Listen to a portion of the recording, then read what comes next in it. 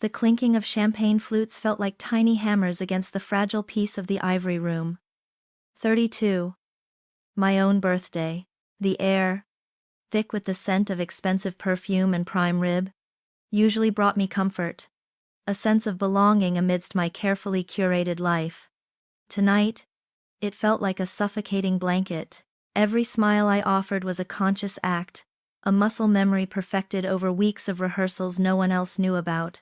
Mark, my husband, sat beside me, his hand resting on my knee in a gesture that once felt intimate, now merely a heavy weight. Across the linen-draped table, my sister Lauren laughed a little too loudly at a joke my mother had just made, her eyes darting to Mark for approval, a glance so quick, so practiced, it would have been invisible to anyone but me.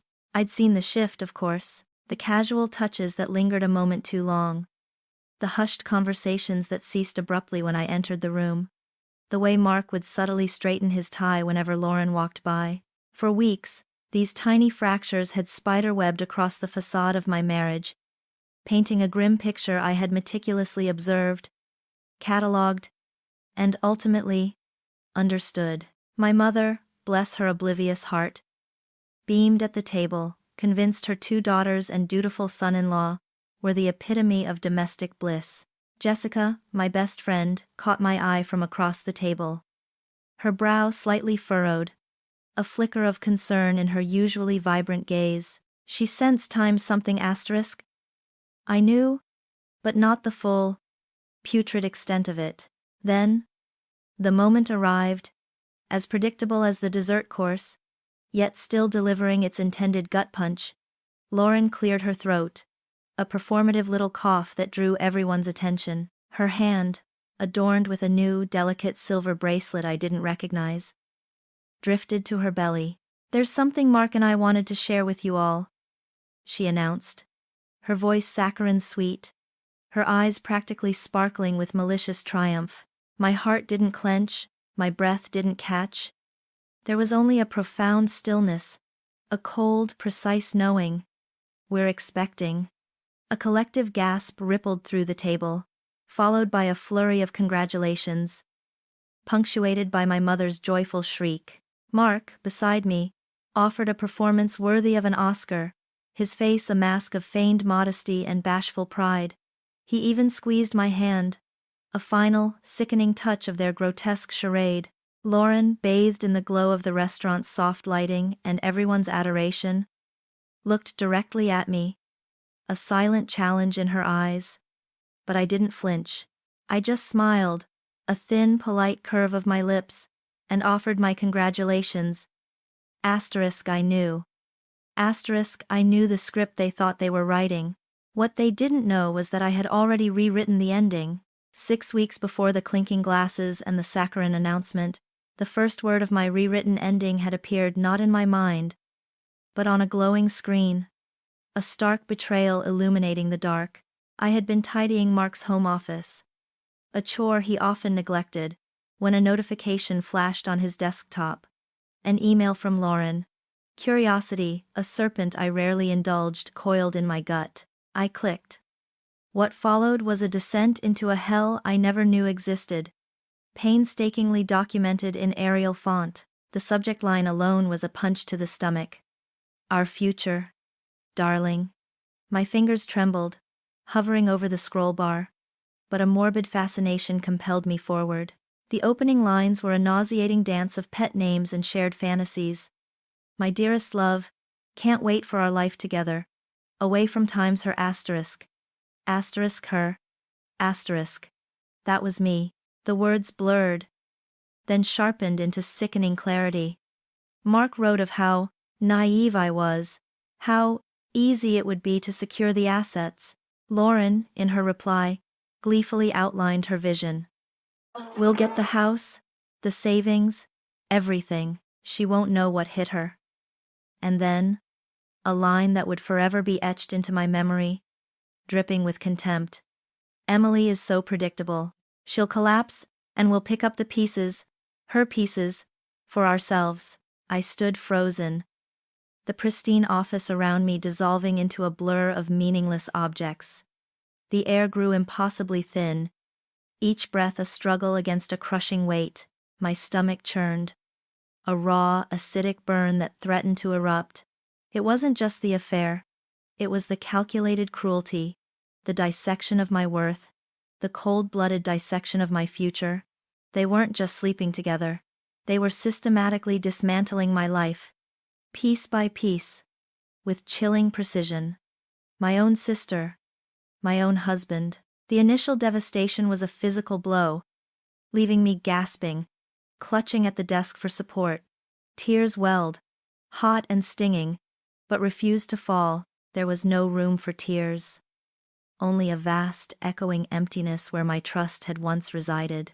The image of Mark's face, of Lauren's innocent smile, flickered in my mind. Grotesque caricatures of the people I thought I knew. The betrayal wasn't a sudden stab. It was a slow, agonizing poison they had been administering, spoonful by spoonful, while I smiled and shared my life. But then, something shifted.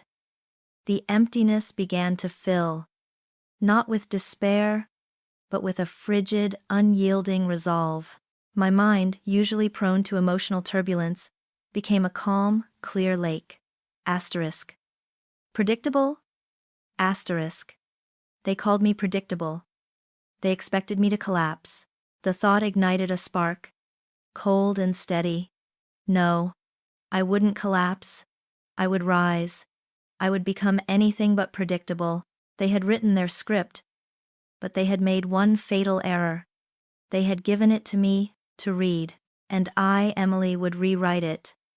Not with tears, but with an iron pen, dipped in the ink of their own deceit. Justice, I realized, would not be swift, nor would it be gentle. It would be an art form, meticulously crafted and utterly devastating. The first person I thought of wasn't a lawyer, nor was it someone I believed could fix the gaping wound in my chest. It was Jessica, my best friend since college, with a wit as sharp as her legal assistant's eye for detail, and a loyalty that had never wavered. It was nearing midnight when I finally called her, the phone feeling heavy and cold in my trembling hand. My voice, when I finally managed to speak, was a thin, unfamiliar whisper. "Jess," I started, and then the words tangled, refusing to form a coherent sentence. Jessica, ever perceptive, didn't wait. "Emily, what's wrong? You sound not like you. Where are you?" "I'm at home, in Mark's office. I found something," I managed, my gaze still fixed on the email, glowing ominously on Mark's forgotten desktop. "About Mark and Lauren." There was a pause, a beat of worried silence on the other end, before her voice, now edged with concern, pushed, "What did you find? Tell me everything."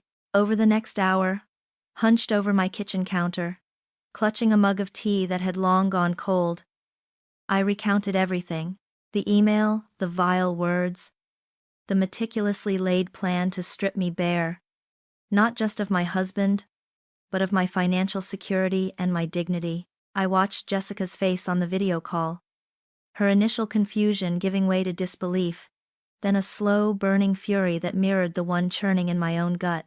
Her usually cheerful eyes narrowed, her jaw tightening, a vein throbbing faintly in her temple. "They said times what asterisk?" She finally exploded, her voice low and dangerous, a stark contrast to her usual bubbly demeanor. "They plan to take everything? Your own sister? And Mark, that absolute snake?" She ran a hand through her perfectly coiffed blonde hair, her face a mask of outrage. "Emily, this is beyond despicable. It's criminal. It's predatory." "I know," I whispered, the word tasting like ash. "But I can't just let them get away with it, Jess. They called me predictable. They think I'll collapse." A flicker of the cold resolve I'd found returned, hardening my tone. "I'm not collapsing. I'm fighting back. But I don't know how. I need proof. Irrefutable proof. The kind that stands up in court. The kind that leaves no doubt." Jessica, in her element, leaned forward, her expression shifting from raw anger to focused determination. Okay. Deep breaths, Em. This is huge. But you're right, we hit them where it hurts. And we do it smart. First things first. Save that email. Screenshot everything, print it, send it to a secure address, yours, mine, a lawyer's if you have one, timestamp it. We need a paper trail for times everything asterisk. She began to rattle off a list. Her legal assistant training kicking in. A rapid-fire torrent of crucial advice. We're talking digital forensics, bank statements, asset evaluations, maybe even a private investigator down the line. We need to build a case that's airtight, not just emotionally compelling. We need facts that scream betrayal. The methodical nature of her response was a powerful balm to my chaotic thoughts. Jessica wasn't just my friend. She was the strategist I desperately needed, grounding my righteous fury in practical, actionable steps. As we talked late into the night, mapping out the initial contours of a battle plan, the immense weight on my shoulders began to lighten, replaced by a strange, exhilarating sense of purpose. She listened not just to the facts, but to the tremor in my voice, the unspoken pain behind my words, the deep emotional scars they had inflicted. Her indignation was fierce, yet her presence was calm, steady. This won't be easy, Em, she said, her voice softening, her eyes meeting mine through the screen with genuine warmth. And it's going to hurt like hell, probably more than it already has. But you're not alone, not for a second. We'll do this together, every single step of the way.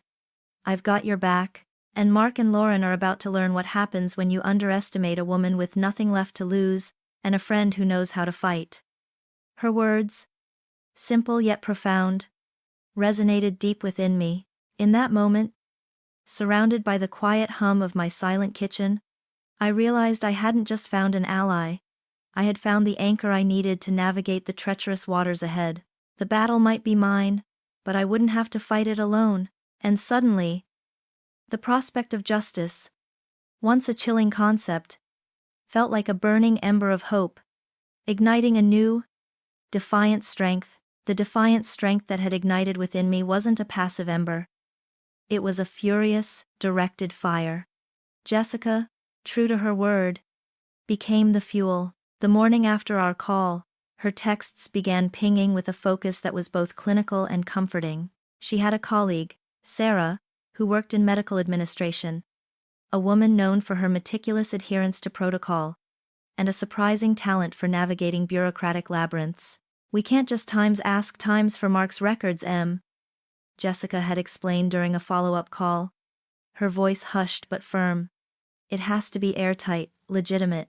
But if he's had any recent medical evaluations for fertility, and given his age and your marriage, it's plausible he might have disclosed it in some capacity. We need to explore any legal avenues that allow next-of-kin access under specific, limited circumstances, especially if there are financial implications or a need to confirm details relevant to a potential legal separation.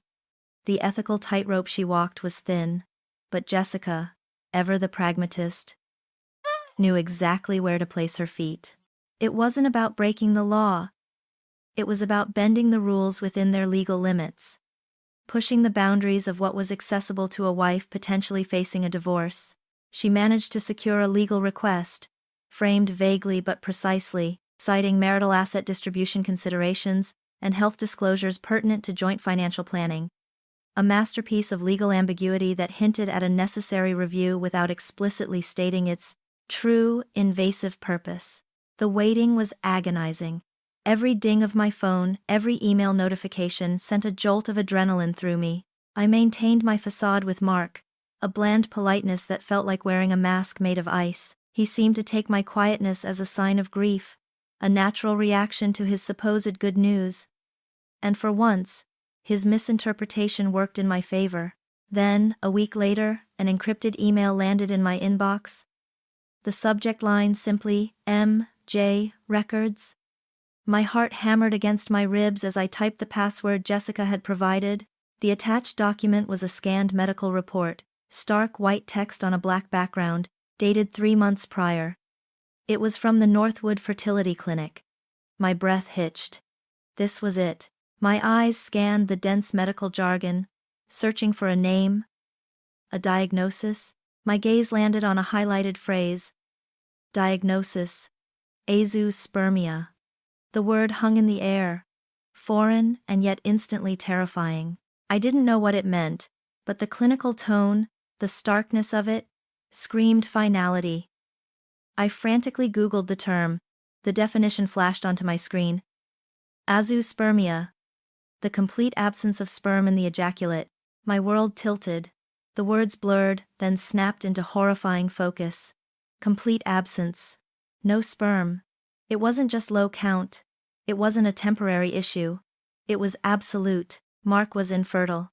The report reiterated it in various forms, detailing tests, analyses, and confirming the irreversible condition. It stated, with a chilling lack of emotion, that Mark Jensen was biologically incapable of conceiving a child naturally. I reread it. 10 times, 20 times, each word a fresh, brutal stab. Disbelief warred with a cold intellectual processing that rapidly took over my mind. My body felt numb, but my thoughts raced, connecting the dots with a horrifying clarity. Lauren's announcement, the celebratory smiles, the sickening lie. If Mark was infertile, then the baby Lauren was carrying could not be his. The implication hit me like a physical blow, leaving me gasping for air. This wasn't just an affair. Not just a scheme to steal my assets. This was a conspiracy of unimaginable depth. A grotesque charade built on a lie so profound, it twisted the very fabric of reality. Lauren wasn't just pregnant with another man's child, she was presenting it as Mark's, leveraging a non-existent paternity to accelerate their predatory plan. The child was merely a prop, a tool in their elaborate deception. A cold, hard laugh escaped me, dry and rasping. Asterisk. Predictable? Asterisk. They thought I was predictable. They thought this announcement, this baby, would shatter me, leave me weeping and vulnerable. But their elaborate lie had just revealed a fundamental truth. A game-changing fact that transformed their entire narrative into a house of cards. The betrayal had deepened, yes, but so had my resolve. The pain of their initial treachery had been a burning wound. This new revelation was a freezing plunge into an Arctic ocean, hardening every fiber of my being. It wasn't just my husband and my sister, but now a phantom baby. A silent accomplice to their deception. The weight of this game-changing fact was immense. A crushing burden, but it also crystallized my purpose. They had miscalculated, massively. This wasn't just about revenge anymore. It was about exposing an insidious, intricate web of deceit. Far more sinister than I could have ever imagined. The cold, Arctic plunge of truth hadn't left me shattered as they had anticipated. Instead, it had sharpened my focus to an almost painful degree. If Mark was sterile, if the baby was a calculated fiction, then their entire charade was a meticulously constructed, multi-layered edifice of deceit, far more elaborate than a mere affair and financial grab. This wasn't just about betrayal. It was about an audacious, contemptuous manipulation of life itself. The pregnancy, once the central weapon in their arsenal, had ironically become their greatest vulnerability, transforming from a simple lie into an unfathomable mystery. Who was the real father? Was he an unwitting pawn, or another willing accomplice in this grotesque play? The thought of a third party, dragged into their sordid drama, sent a shiver down my spine, a new layer of complexity to peel back. My resolve, forged in the fires of their initial treachery, and then hardened by the Arctic blast of Mark's infertility, became absolute. This wasn't just a battle for my assets or my dignity, it was a crusade to dismantle their entire meticulously planned fiction. They believed they were brilliant, cunning strategists. They would learn I was a relentless deconstructionist. The cold intellectual processing that had taken hold refused to relinquish its grip. Every permutation, every potential angle of their deception, played out in my mind. Mark's sterility wasn't a secret he'd shared with me. Had Lauren known? Was that why she'd sought out another man? knowing Mark couldn't provide the heir she needed to secure her position? Or was she simply using the child of another man to accelerate their wicked timeline? The possibilities were endless, each more stomach-churning than the last. Their contempt wasn't just for me. It was for truth, for morality, for the sanctity of a life they were so casually exploiting. Jessica, ever my beacon of practicality, agreed. This changes everything, Em. We need to go deeper. Beyond medical records. Beyond emails, we need eyes and ears where we can't be. The decision to hire a private investigator was not made lightly. It felt like stepping into a shadowy underworld, a testament to how far their betrayal had pushed me. But this wasn't about vengeance born of anger. It was about strategic justice. Jessica recommended an agency known for its discretion and thoroughness, run by a retired detective named Arthur Jenkins. He was a gruff man with weary eyes and a handshake that spoke of unspoken strength. The kind of man who had seen enough of humanity's darker side to be unfazed by my story. I need to know everything, I told him in our initial hushed consultation in a nondescript office building downtown. My voice was steady, devoid of the tremor it might have held weeks prior. I need to know who the real father of Lauren's baby is. I need his full background, any connection to Mark or Lauren beyond this. I need you to scrutinize Mark's finances. Every account, every transaction, personal and professional, for the last year. Look for anything unusual, any large sums moved, any shell companies, any assets suddenly acquired or transferred. And Lauren, her bank accounts, her lifestyle, any sudden changes.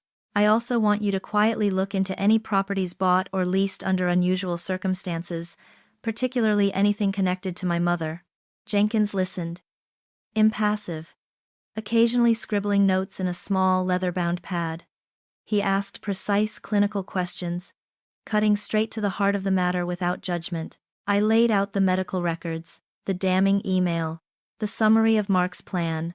He promised discretion, a full report, and a detailed breakdown of costs. The price was steep, but at this point, money was merely a tool in a far greater war.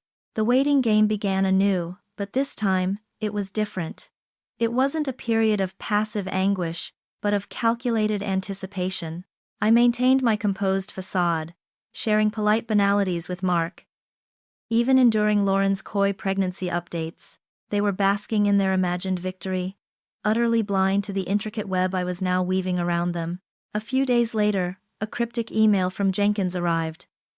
Initial findings suggest significant anomalies in MJ's corporate accounts, larger transfers than usual to a subsidiary you may not be aware of. Also, a pattern of substantial cash withdrawals by LS that don't align with her reported income. Will elaborate in full report, but felt you should be aware of initial red flags. The subsidiary I may not be aware of immediately piqued my suspicion. Mark was meticulous with our shared finances, but his business dealings had always been a black box. Now, the outline of something far more sinister began to take shape. This wasn't just about an affair and a stolen baby. It was about cold, hard cash, and the blatant exploitation of every trust placed in them. The hunt for the truth was no longer just a quest for personal vindication. It was an urgent mission to uncover a crime. The urgency Jenkins' email ignited quickly spiraled into a chilling confirmation. 3 days after the cryptic message, a thick manila envelope arrived via courier, unmarked save for my address. Inside, nestled amongst stacks of meticulous paperwork, was Arthur Jenkins' full report. It wasn't just significant anomalies anymore. It was a blueprint of calculated financial devastation. I locked myself in my study, the world outside receding as I delved into the cold, hard facts. Jenkins had pieced together a grotesque puzzle. Mark, leveraging his position as a senior partner in his investment firm, had systematically siphoned funds. He hadn't just moved money. He'd created a phantom subsidiary, a shell company named Horizon Ventures, which supposedly engaged in high-yield overseas investments. He'd authorized payments from our legitimate company accounts to Horizon, masked as consulting fees and strategic partnership investments. The total sum embezzled, laid out in stark figures across multiple bank statements and transfer receipts, was just over $200,000. $200,000 of stolen corporate funds, money that should have been fueling legitimate growth, now vanished into their illicit scheme. My breath caught in my throat. A dry, rasping sound. This wasn't the petty theft of a cheating spouse. This was grand larceny. The audacity of it, the sheer contempt for legality and trust, made my blood run cold. They weren't just taking my life. They were risking their own freedom. For what? A false future built on lies? The report continued, each page a fresh stab. Jenkins had traced the flow of those diverted funds. A substantial portion, nearly $50,000, had been funneled directly into Lauren's personal accounts over the past 5 months, disguised as gifts and loans. Each transfer had occurred shortly after Mark had moved money into Horizon. Lauren's previously modest bank balance now boasted a shocking surplus. She wasn't just a willing participant in the affair. She was a paid accomplice, a mercenary in their scheme, profiting directly from my impending ruin. The image of her, my little sister, sparkling with malicious triumph at my birthday dinner, twisted in my gut. She wasn't just betraying me. She was actively stripping me bare, financially and emotionally. But the final discovery, buried towards the end of the report, hit me with the force of a physical blow. Jenkins had meticulously tracked another large disbursement from Horizon Ventures, a payment of $120,000, used as the down payment for a new property. The address was unfamiliar, but the name on the deed made the room spin. It wasn't Mark's, nor Lauren's. It was registered under Eleanor Vance, my mother's maiden name, my mother's name. The report even included copies of the purchase agreement and title deed, indisputable proof. A quaint little bungalow, nestled in a quiet suburb an hour away, stood in my mother's name, paid for with Mark's ill-gotten gains. Outrage, fierce and blinding, ripped through me. This wasn't just Mark and Lauren anymore. This was a family conspiracy. My own mother, the woman who had nurtured me, raised me, was complicit. She had either known, or she had deliberately chosen not to know. Accepting a lavish gift, bought with stolen money, knowing it was part of a plan to ruin her own daughter. The scale of the financial betrayal now extended beyond the two people who vowed to hurt me. It encompassed the very foundation of my upbringing, shattering any lingering illusion of unconditional love. The meticulous detail of how Mark executed the embezzlement, the creation of the shell company, the fake transactions, it was all there. A chilling testament to his cold, calculating mind. He wasn't just a philanderer, he was a white-collar criminal. A predator in a finely tailored suit. And Lauren, my sister, had been right there, eagerly collecting her share of the spoils. But my mother. That was the deepest cut. The betrayal of a husband and a sister was a wound. The betrayal of a mother felt like an amputation of my very soul. I closed the binder, the leather cool against my trembling fingers. The silence of the room was oppressive, amplifying the tumultuous roar in my ears. The initial red flags Jenkins had mentioned had evolved into a fully unfurled banner of deceit, waving defiantly in the face of everything I once held sacred. This wasn't merely a fight for justice. It was a desperate attempt to reclaim my identity from a family that sought to erase it. A mission to expose the rot that had festered unseen for far too long. The truth of my mother's involvement festered in my gut like a virulent poison, even more insidious than Mark's calculated greed or Lauren's envious malice. They were outsiders in a way, people I had chosen. My mother, however, was the bedrock of my existence, the woman whose love I had always believed to be unconditional, untainted. Now, the foundation crumbled, revealing a hollow core. Eleanor Vance. The name on the deed, clean and formal, was a stark counterpoint to the moral decay it represented. How long had she known? How long had she accepted gifts, or even a home, knowing they were purchased with the fragments of her own daughter's life? My initial instinct was to confront her, to scream, to demand answers until my throat was raw. But the strategist in me, honed by weeks of meticulous planning, urged caution. I couldn't tip my hand. Not yet. I needed confirmation, undeniable evidence not for a court of law, but for the court of my own shattered heart.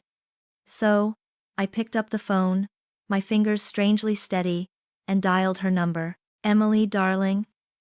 How wonderful to hear from you," her voice chirped, oblivious or perhaps expertly feigning it. "Are you enjoying your new life? Mark told me you're doing so well." A hollow laugh escaped me. "I'm adjusting, Mom. Actually, I was calling about something else.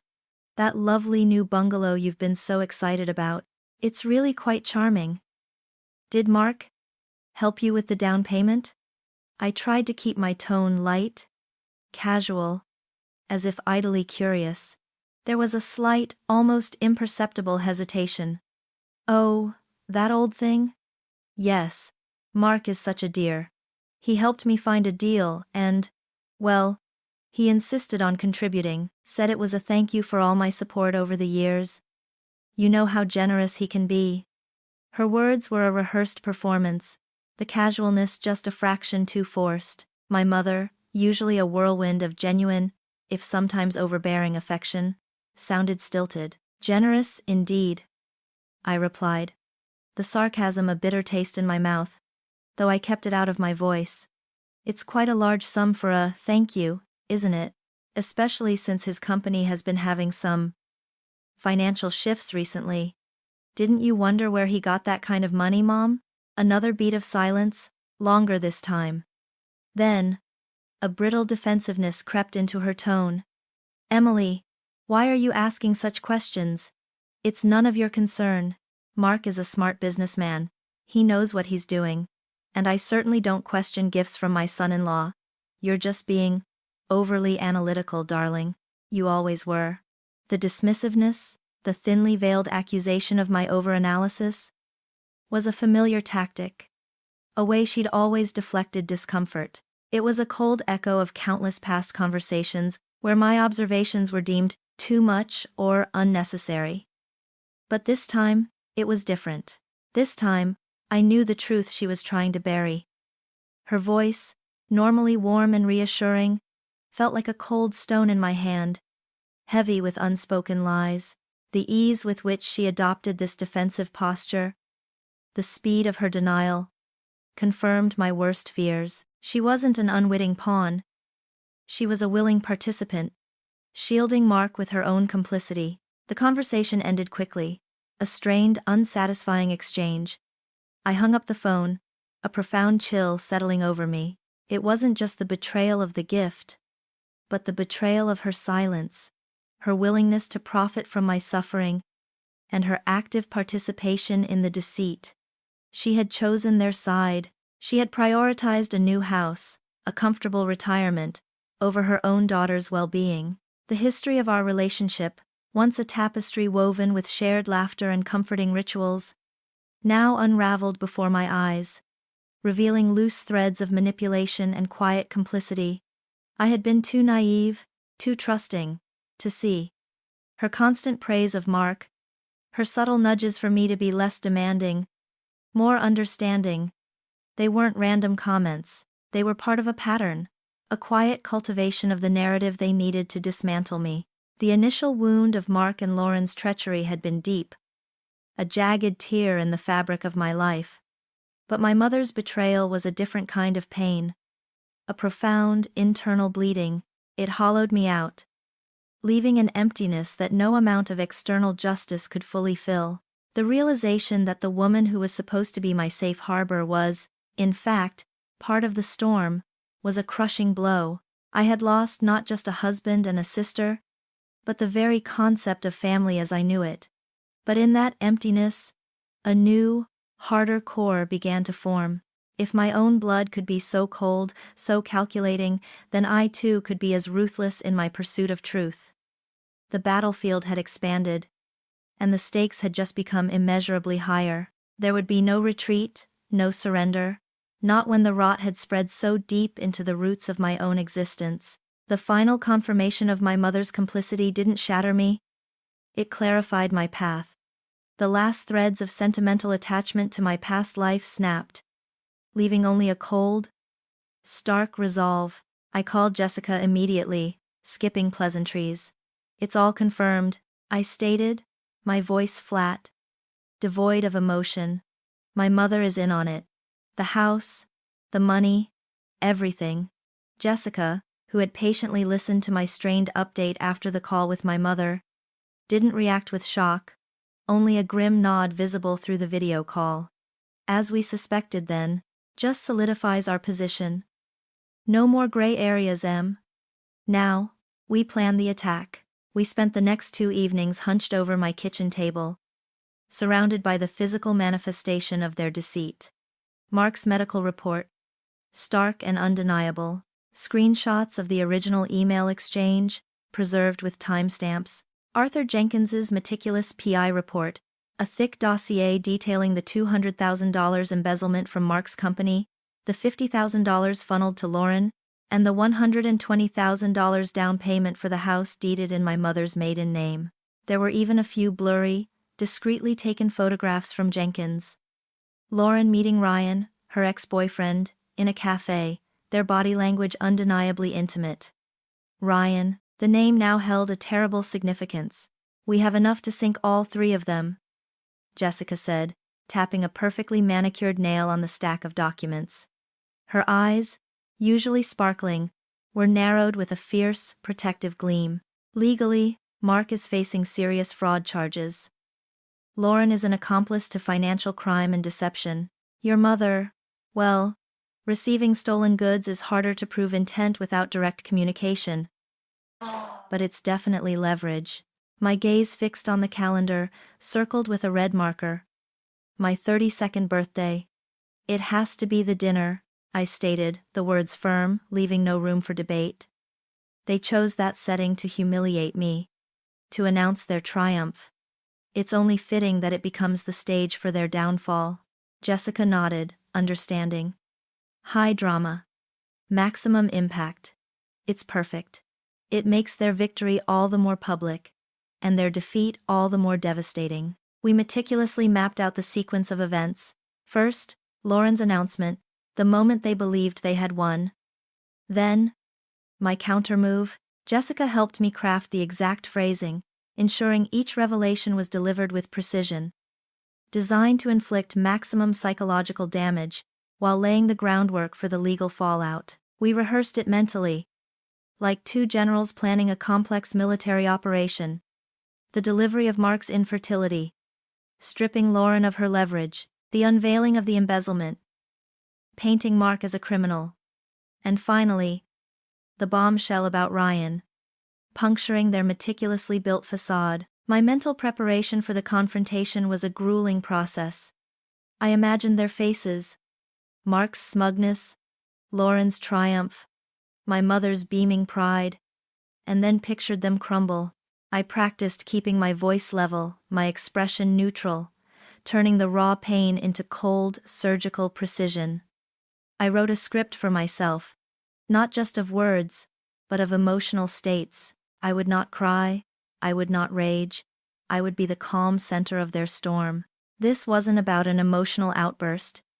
It was about strategically dismantling them piece by piece. Publicly, irrevocably, each breath was a conscious act of compartmentalization, tucking away the profound betrayal, the shattered trust, the grief, into a locked box deep within me. For this one night, Emily, the broken wife, would be Emily the orchestrator. The weight of the evidence, once a crushing burden, now felt like a weapon, heavy and cold in my hands. The birthday dinner wasn't just a party. It was a performance, and I, the supposed victim, was about to become the director, the playwright, and the lead actress in their unmaking. The stage was set, the players were in place, and the final act was about to begin. The valet took my keys with a practiced nod, oblivious to the earthquake I was about to unleash inside the opulent ivory room. The heavy oak doors swung open, ushering me into a symphony of hushed chatter, clinking crystal, and the rich aroma of roasted lamb and aged wine. It was a tableau of refined celebration, meticulously curated for occasions exactly like a 30-second birthday dinner. I paused, taking a deliberate breath, letting the cool, conditioned air fill my lungs, a conscious effort to steady the tremor that threatened to begin deep within my core. My smile, when I finally offered it to the maitre d', felt like a piece of finely crafted porcelain, beautiful, fragile, and utterly devoid of true warmth. My eyes scanned the elegant room, past the linen-draped tables and soft golden lighting, until they landed on our times table in the private alcove. Mark was already there, impeccably dressed, chatting with my mother, his arm draped casually over the back of Lauren's chair. Lauren, radiant in a flowing emerald dress that accentuated her subtly swelling belly, was laughing. A sound that usually sparked affection in me, but now felt like shards of glass. Their heads were close, sharing a whispered joke, a secret intimacy that they no longer bothered to hide, convinced of their impending triumph. A bitter taste filled my mouth, but I swallowed it down, cementing the polite, slightly demure expression I'd rehearsed countless times in front of my mirror. Composure. I reminded myself. Always composure. I walked towards them, each step a deliberate placement, a piece of a larger choreography. My internal monologue was a frenetic counterpoint to the quiet elegance of the room. Don't let your eyes linger on Mark's hand, don't flinch at Lauren's fake smile, don't acknowledge the triumph in her gaze. When I reached the table, Mark rose, pulling out my chair with a show of husbandly affection that made my skin crawl. "Happy birthday, my love," he murmured, pressing a kiss to my cheek. A gesture so devoid of genuine feeling it felt like a theatrical prop. I returned it with an equally empty peck, catching a glimpse of Lauren's barely concealed smirk. "Emily, darling, you look wonderful," my mother gushed, oblivious as ever, or perhaps willfully blind. Her eyes, usually so sharp, seemed to only reflect the shiny surface of their deception. I smiled, thanked her, and settled into my seat, directly opposite Lauren. The distance felt astronomical, yet I could feel the heat of her triumphant gaze. Jessica, already seated, offered me a quick, almost imperceptible nod, her eyes holding a depth of understanding that was my only real anchor in that room. She was the one who saw the cracks, the one who knew the truth pulsating beneath my calm exterior. The initial dinner conversation was a blur of polite trivialities. My mother recounted an anecdote about her golf game. Mark chimed in with a story about a lucrative deal he was closing. Lauren spoke of baby names, her hand protectively cradling her belly, casting glances at Mark that were full of possessive pride. Each word they uttered, each shared glance, each smug smile, felt like a fresh insult, reinforcing their certainty of victory. They truly believed they had me cornered, that I was a broken woman, reeling from a betrayal I was too meek to confront. They imagined my collapse, my tears, my silent acceptance of their fabricated future. A fleeting thought, cold and sharp, pierced through my carefully constructed composure. What if I just left? What if I walked out and never looked back? Took nothing but my dignity and disappeared? The fantasy was alluring, a warm blanket of escape, but just as quickly, the image of Mark's email, of Lauren's sneering words, "Emily is so predictable, she'll collapse," solidified my resolve. No, that wasn't my ending. This wasn't about escape. It was about reclamation. It was about proving them wrong, not just to myself, but to everyone they thought they could fool. The wait for Lauren's announcement became an excruciating ballet of feigned interest and internal struggle. I ate slowly, savoring the textures and flavors, forcing my mind to focus on the sensory instead of the impending explosion. The clinking of cutlery, the soft murmur of conversations from other tables, the distant hum of the kitchen, every sound was amplified, a backdrop to the silent ticking clock in my head. I observed Mark's confident posture, Lauren's smug contentment. They truly believed this was their stage, their moment to shine. They were so utterly, gloriously wrong. The air grew heavy, thick with the unspoken, the moment hovering on the precipice of detonation. My heart rate, miraculously, remained steady. My hands, resting in my lap, were clenched, but imperceptibly so. I was Emily, the gracious birthday girl, smiling faintly, listening patiently, but beneath the facade, the director was ready, the script was memorized, and the final, devastating act was seconds away.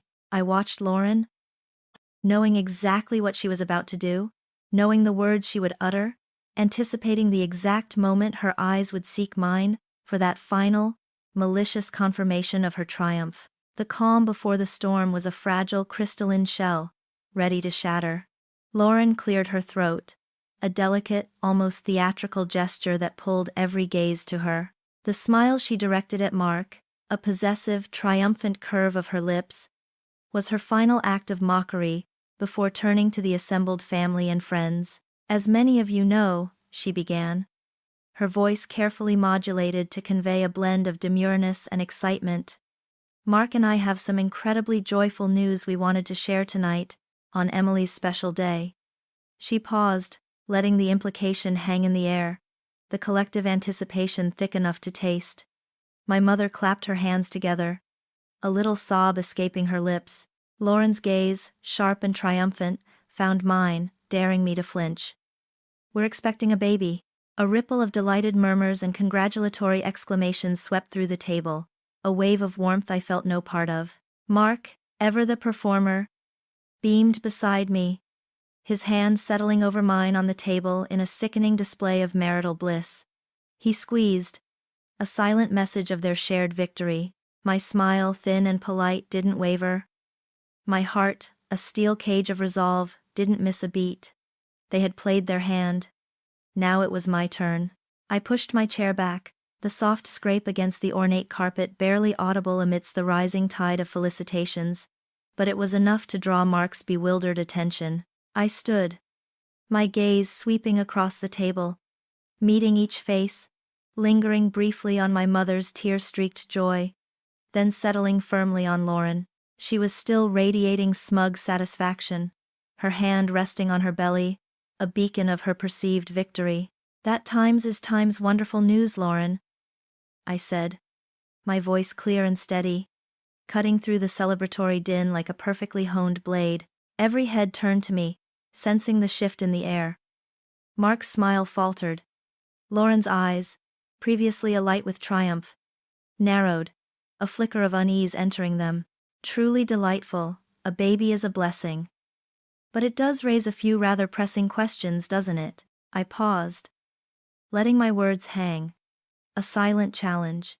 "Especially since, as you know, Mark is medically incapable of having children." The silence that followed was absolute, suffocating.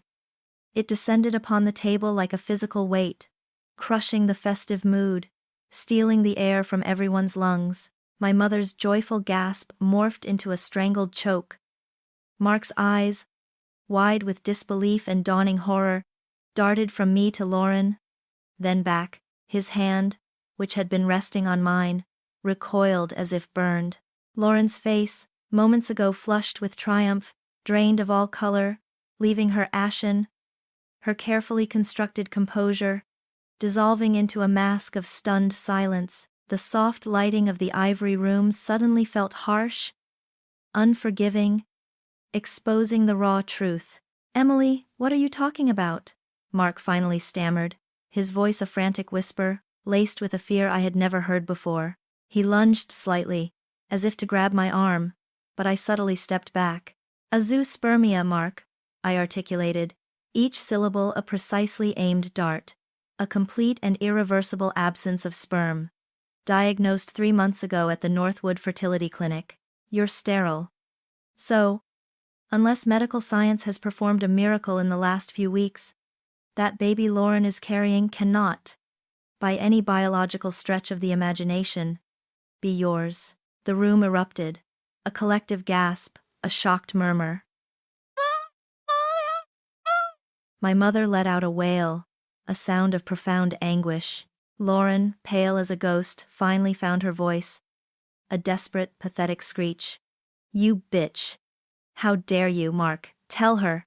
Tell her she's lying." Mark, however, was past words.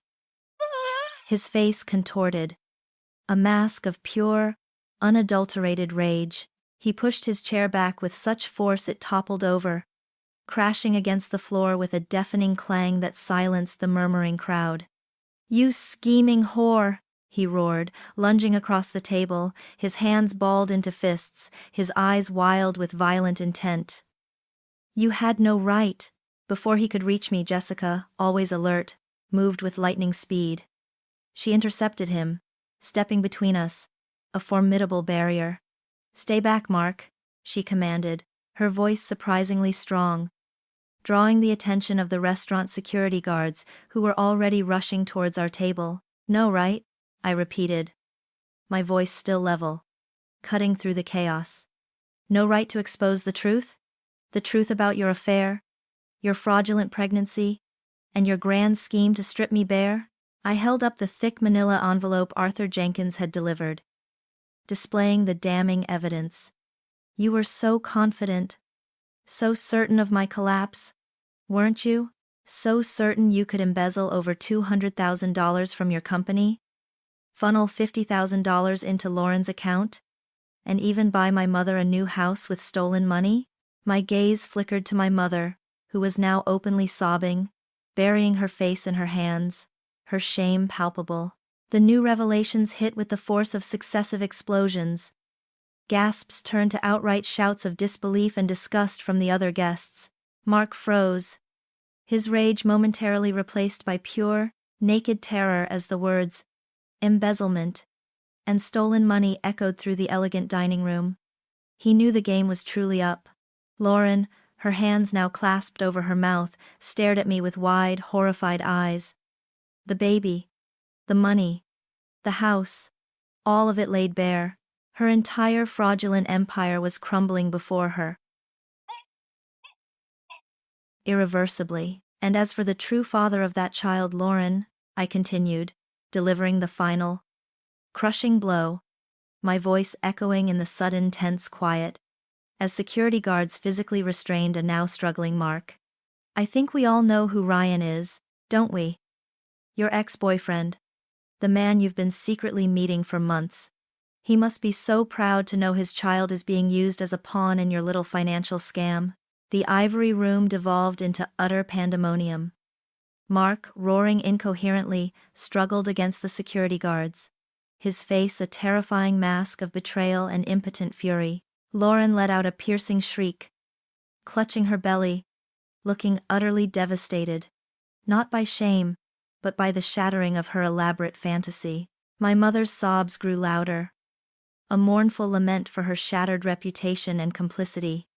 Waiters dropped trays, other guests gasped, pointed, or quickly fumbled for their phones, eager to capture the sensational unraveling. But through it all, I stood perfectly still, a silent, unmoving statue amidst the swirling tempest, my resolve chillingly complete. The script had been rewritten, the ending, so devastatingly different from what they had imagined, was finally unfolding. The shrill wail of sirens, faint at first, then rapidly growing louder, cut through the pandemonium, a jarring punctuation to Mark's guttural roars and my mother's inconsolable sobs. My own ears, somehow, registered only a hollow ringing, the white noise of a world shattering and reforming around me.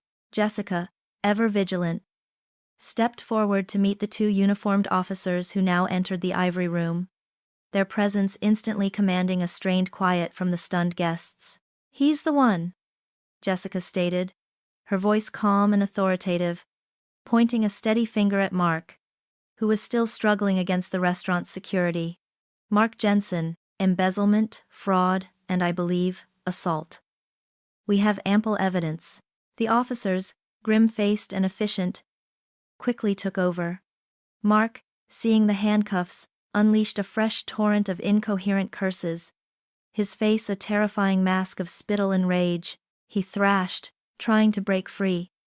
But the officers, reinforced by security, expertly subdued him. It was a brutal, undignified spectacle. played out for an audience of shocked diners and flashing cell phone cameras, as they cuffed his wrists behind his back, forcing him into a painful posture. His eyes found mine one last time. There was no remorse, no apology, only a raw, venomous hatred that promised vengeance. I met his gaze, unflinching, my face a mask of cold resolve.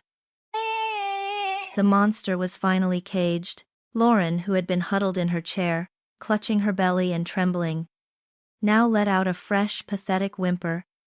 As the officers escorted Mark past our table, her eyes, red-rimmed and panicked, darted between me and the retreating form of her arrested accomplice. "This isn't fair," she shrieked, her voice thin and desperate, pulling herself to her feet. "Emily, you can't do this. This is my life. My baby." She stumbled forward, trying to block Mark's path. But an officer gently, yet firmly, guided her back. "He's the father. You're lying," she cried, her voice cracking as she turned to the bewildered guests. "She's just jealous, she always was." Her desperate attempts to paint me as the villain, to deflect from her own monumental lies, fell flat. The diners, previously captivated by the sheer drama, now openly stared, some shaking their heads in disgust. One woman openly sneered. "Jealous of what? A criminal and a liar? Please." Lauren's face crumpled, her public shaming complete, her elaborate fantasy not just shattered, but utterly pulverized. Her hand, which had so proudly cradled her belly, now pressed against it as if to physically hold her crumbling world together. My mother, Eleanor, was a wretched heap in her chair, her sobs still racking her body, though they were quieter now, punctuated by choked gasps. The vibrant matriarch, the picture of contentment just an hour ago, was utterly broken. The facade of the loving, oblivious mother had dissolved, revealing a profound shame and, I suspected, a dawning comprehension of the true cost of her complicity. As the officers took initial statements from me and Jessica, one of them approached my mother, asking her for her name and connection to Mark. She lifted her head, her face blotchy and tear-streaked, eyes wide with terror, unable to meet anyone's gaze. I don't know anything," she stammered, her voice barely a whisper, a stark contrast to her earlier haughty deflection on the phone. "I swear, I didn't know." Her desperate denial was heartbreakingly hollow. A final, futile attempt to escape the consequences now crashing down around her.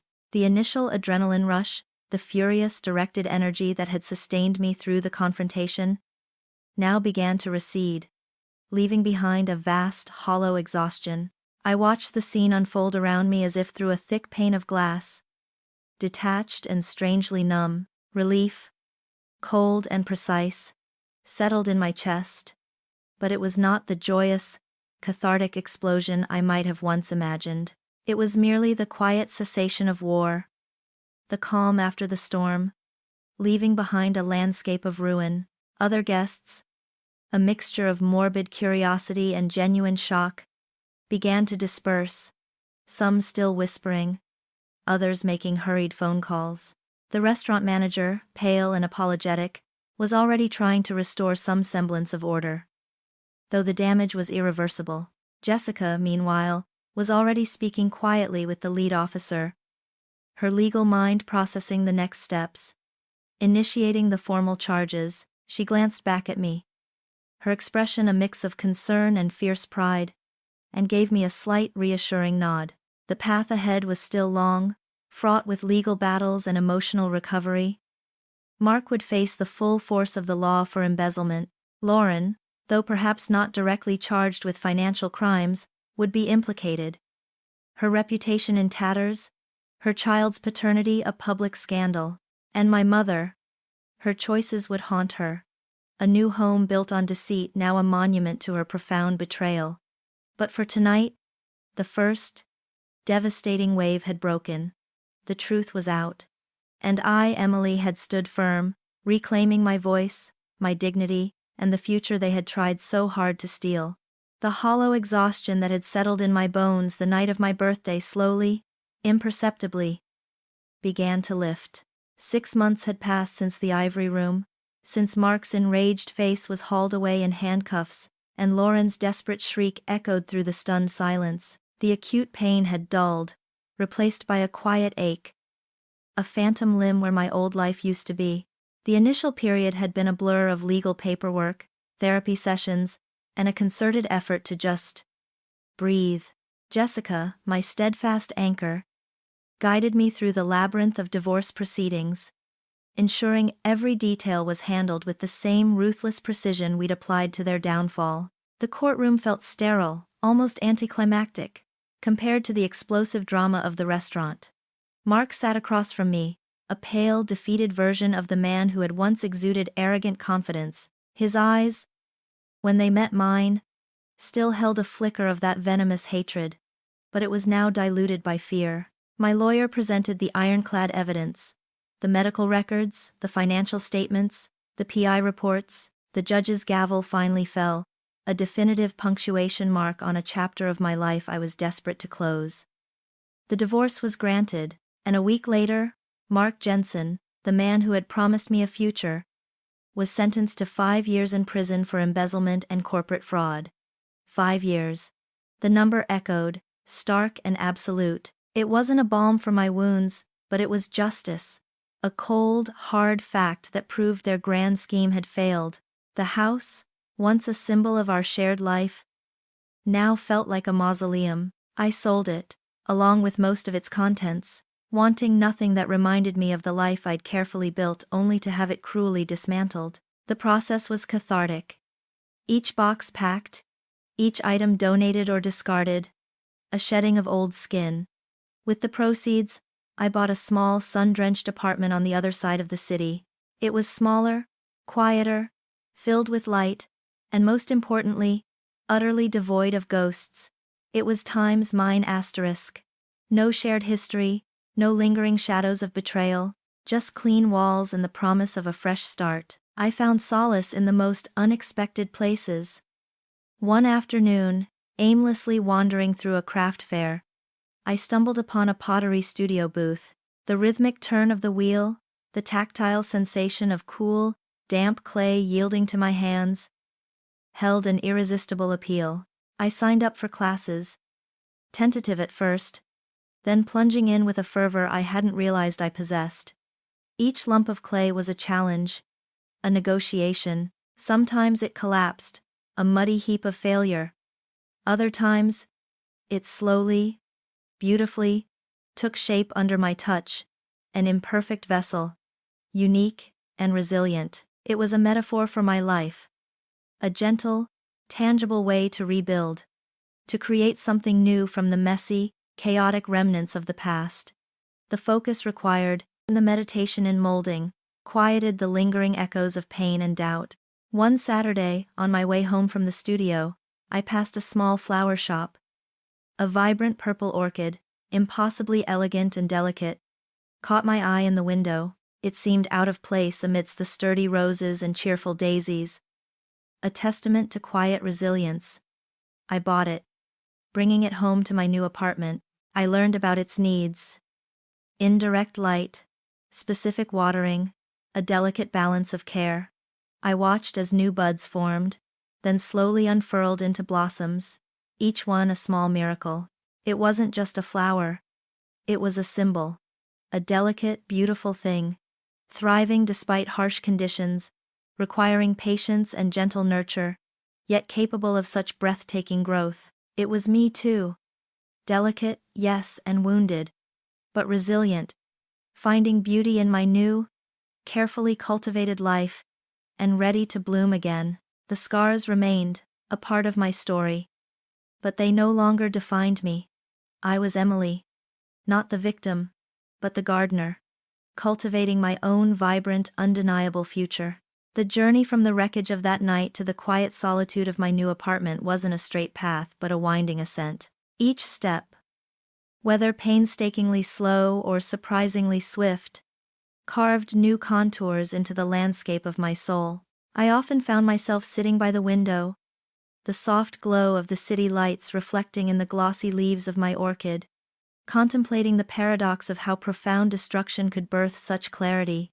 The betrayal, Mark's calculated deceit, Lauren's mercenary malice, my mother's chilling complicity, had stripped me bare.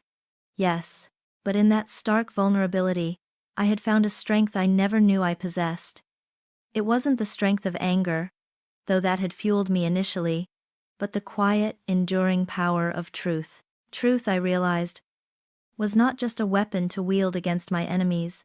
It was the foundation upon which I was now rebuilding my entire existence. They had called me predictable, expected me to collapse, but the truth, once uncovered and spoken aloud, had not broken me. Instead, it had broken them. It had exposed their hollow core, their desperate scramble for ill-gotten gains, their pathetic attempts to weave a fantasy from lies, and in their public unraveling, I had found my voice, not just to condemn, but to affirm my own worth. I learned that resilience wasn't about being immune to pain, but about enduring it, processing it, and ultimately refusing to let it define the narrative of my life. The scars, of course, remained. They were etched onto my heart, visible only to me, subtle reminders of a past that could never be truly erased. But they were no longer gaping wounds, they were healed tissue, stronger for having been torn and mended. The lessons they carried were invaluable. The importance of discernment, the necessity of boundaries, and the profound wisdom of trusting my own instincts, even when they led me down a dark and painful path. Jessica's unwavering loyalty had been a testament to true friendship, a stark contrast to the hollow familial bonds that had fractured so spectacularly. She taught me that sometimes, family is forged not by blood, but by shared trials and unflinching support. To anyone facing such a profound betrayal, I would offer this: you are not alone, and you are stronger than you know. The initial shock, the grief, the rage, these are natural, valid responses. Allow yourself to feel them, but do not let them consume you. Seek truth, for it is the most powerful solvent against lies. Seek justice, not for vengeance, but for the restoration of balance. And most importantly, seek yourself. Beneath the layers of pain and disappointment, your true self, untainted and whole, awaits. Reconnect with what brings you joy, what nourishes your spirit. For me, it was the quiet artistry of pottery, the delicate dance of tending a living orchid, the simple pleasure of a sunbeam in my new apartment. These were not distractions but affirmations of a life worth living, a future worth cultivating. My relationship with Lauren and my mother remained a barren landscape, swept clean by the storm. There had been no apologies, no genuine attempts at reconciliation, only a bitter silence, occasionally punctuated by whispers of their own perceived injustices. I made no effort to bridge that chasm. Some bridges, once burned, are meant to stay that way. Forgiveness, in their case, felt like a betrayal of myself, an acquiescence to their continued manipulation. Justice had been served, and with it, a quiet peace. I no longer looked backward with regret or forward with trepidation. My gaze was fixed on the horizon, a boundless expanse of possibility. The future I envisioned wasn't defined by the absence of pain, but by the presence of self-worth, authenticity, and profound inner peace. It was a future built not on the fragile promises of others, but on the solid bedrock of my own strength and integrity. Every morning, I woke not as Emily, the betrayed wife, but as Emily, the architect of her own destiny, ready to embrace whatever new chapter life had waiting. The past was a story I had survived, a cautionary tale, but it was not my epitaph. My story, vibrant and real, was just beginning.